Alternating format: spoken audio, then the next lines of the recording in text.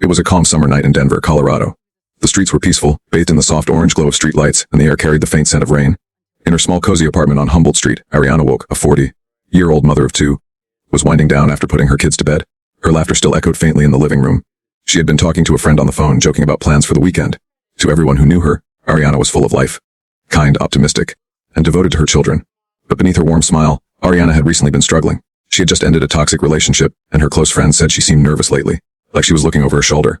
At around 10:30 p.m., neighbors reported hearing faint music and laughter coming from her apartment, followed by silence. No one thought much of it at the time. Ariana's building was always lively. Students, families, and night owls all lived there. But as the clock passed midnight, something in the air shifted. One neighbor, an elderly woman named Mrs. Green, later recalled hearing faint footsteps in the hallway, followed by what sounded like a muffled argument. By morning, Ariana's front door was slightly ajar. A jogger passing by noticed it and felt uneasy. Ariana was known for being careful, always locking her doors. When police arrived after a concerned neighbor called 911, they entered the apartment to a scene of chaos. Furniture was overturned, glass was shattered, and the faint smell of bleach hung in the air. In the bedroom, they made a discovery that would haunt Denver for years. Ariana's lifeless body lay on the floor, her face pale and peaceful, almost as if she had fallen asleep. Detectives quickly realized this was no random act of violence. There were no signs of forced entry, suggesting Ariana might have known her killer. The only clue: a half-empty bottle of wine on the table and a faint lipstick mark on one of the glasses. A second glass. Someone had been with her that night. Detectives from the Denver Police Department arrived quickly, securing the scene and beginning what would become one of the most haunting cases in the city's history. Lead investigator Detective Laura Mendes walked through the apartment slowly, taking in every detail. She was seasoned, known for her sharp instincts and calm demeanor. But even she felt something unsettling about this case. Ariana's apartment didn't just look like a crime scene. It felt personal, intimate. Whoever did this hadn't come to rob her. They had come for her.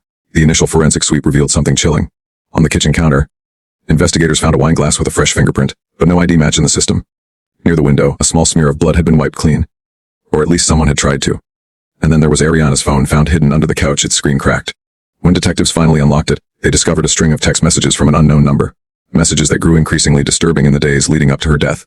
The text started harmlessly enough. "Miss you? Wish we could talk." But then, they turned darker. "You can't ignore me forever? I'm not done with you." And the last one, sent just 2 hours before Ariana's death, simply read, "See you soon." Detective Mendes immediately suspected that Ariana's killer was someone she knew. Someone who couldn't accept that their relationship was over. Friends told police that Ariana had been seeing a man named Ethan Cross, a local musician with a troubled past. He was charming, good-looking, and passionate. But he also had a temper. The relationship had ended abruptly just weeks earlier, and Ariana had confided in her sister that she was afraid he might show up uninvited. When detectives went to question Ethan, he seemed calm, almost too calm. He claimed he hadn't spoken to Ariana in days and insisted he was performing at a downtown bar the night she was killed. But something about his story didn't sit right. There were inconsistencies, small details that didn't add up. Detective Laura Mendes and her team began retracing Ariana Wolk's final days. Every friend, coworker, and neighbor became a potential clue in the tangled web that was beginning to form. At first, all eyes were on Ethan Cross, the ex-boyfriend with a bad reputation and a short fuse. But as Mendes soon discovered, the truth behind Ariana's death was far more complicated than a lover's rage. When the detectives subpoenaed Ariana's phone records, they were surprised to find multiple late-night calls to a number registered under a different name. Dr. Benjamin Hale, a well-respected psychiatrist who worked at a private clinic in downtown Denver. According to Ariana's sister, she had been seeing Dr. Hale for anxiety and insomnia after breaking up with Ethan. But why would she be calling him at 2 a.m, repeatedly in the days before her murder? Detective Mendes brought Dr. Hale in for questioning. He appeared calm and polished, the very image of a professional. He explained that Ariana had been a patient and that she sometimes reached out during panic attacks. But when Mendes asked if he had ever been to her apartment, Hale hesitated. A flicker of discomfort crossed his face before he denied ever visiting her outside of work. Still, something felt off. When investigators cross-referenced his alibi, it seemed airtight. He had been at a medical conference in Chicago the night of the murder. But one of his colleagues mentioned something strange. Hale had left the conference abruptly that same afternoon, claiming there was an emergency back home. No one saw him again that night. Meanwhile, the forensic team uncovered a partial shoe print outside Ariana's apartment window, one that matched a rare Italian brand. When they searched Hale's home, a pair of those exact shoes sat in his closet, recently cleaned but still showing faint traces of blood near the soles. At the same time, Ethan Cross's alibi began to crumble. The bar where he claimed to perform that night had no record of his set, and witnesses said he left early after a heated argument on the phone. It was as if both men, the jealous ex and the trusted doctor, had something to hide, and in the middle of it all stood Ariana, a woman whose secrets were only now beginning to surface. Detective Mendes sat in her office late into the night, surrounded by piles of notes, photographs, and evidence logs. 2 names kept circling in her mind, Ethan Cross and Dr. Benjamin Hale. Both had motive, both had secrets, and both were lying. But only one could have murdered Ariana Wolk. The team decided to put pressure on both men at once. Ethan was brought back in for questioning. He looked tired, agitated, and defensive. When Detective Mendes showed him a picture of Ariana's phone log, filled with calls to Dr. Hale, Ethan's face changed. He was obsessed with her. He snapped. "She told me he crossed the line. That doctor wasn't helping her. He was controlling her. Ethan went on to explain that Ariana had once mentioned recording a conversation with Dr. Hale because she felt unsafe. Mendes froze. If that recording existed, it could be the key to unlocking the case. A search warrant was quickly obtained for Ariana's apartment. Hours of combing through drawers and boxes led to nothing, until one of the officers found a USB drive taped under her dresser. Mendes plugged it into a police laptop, and the file name sent chills down her spine. Truth for Laura. MP3. The recording began with Ariana's trembling voice. If anything happens to me, please listen to this. There was a long pause, then a male voice, calm, authoritative, came through. It was unmistakably Dr. Hale. You can't keep doing this, Ariana, he said coldly. You know too much. You talk to anyone about what we did, and you'll regret it. What we did? Mendes whispered as the recording continued. Ariana's voice was barely audible. You used me, Ben. You said it was therapy, but what? The sound of glass breaking followed, then silence. The recording ended abruptly, but it was enough. Mendes' stomach turned. It wasn't just an inappropriate relationship. It was manipulation, blackmail, and psychological control. Hale had clearly been using his position to exploit her. Detectives immediately tracked Dr. Hale down, but when they arrived at his house, he was gone. His car was missing, his phone left behind. It looked like he had vanished. But then, as police searched the basement, they made another discovery. A hidden room. Inside, they found Ariana's missing jewelry, several of her personal items, and a burned notebook that seemed to contain fragments of her therapy notes.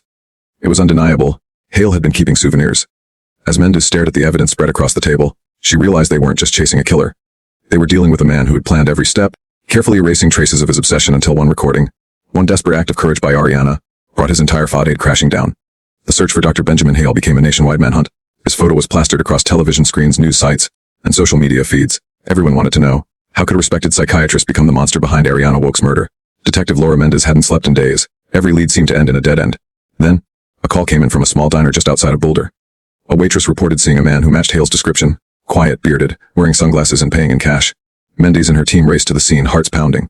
By the time they arrived, the man was gone. But the waitress remembered something else. He'd left behind a notebook on the counter. Inside were sketches of Ariana's face, words scribbled like a madman's confession. She shouldn't have betrayed me. She made me lose control. It was clear now, Hale wasn't running from justice. He was running toward something. Mendes combed through his old credit card statements and found recurring payments to a cabin in the Rocky Mountains. A property under a fake name. That's where they'd find him. The team surrounded the cabin at dawn. The air was cold, the forest eerily silent. Mendes gave the order to move in. But before anyone could breach the door, a single gunshot echoed from inside. The officers rushed in to find Hale slumped over a desk, a revolver in his hand, and a single sheet of paper beneath it. The letter read, Ariana wasn't supposed to die.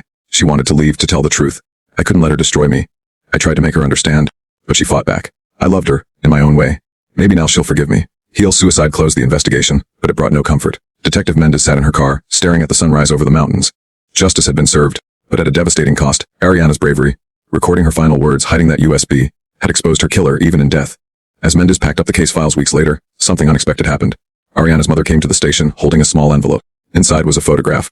Ariana smiling in front of her garden, sunshine on her face, and a note that read, "Thank you for believing her." It reminded Mendes why she'd chosen this job in the first place. In a world full of monsters disguised as men, truth was the only weapon that truly mattered. When the documentary aired, viewers were left stunned. The case of Ariana Wolk wasn't just a murder. It was a haunting lesson about trust, manipulation, and the dark corners of the human mind.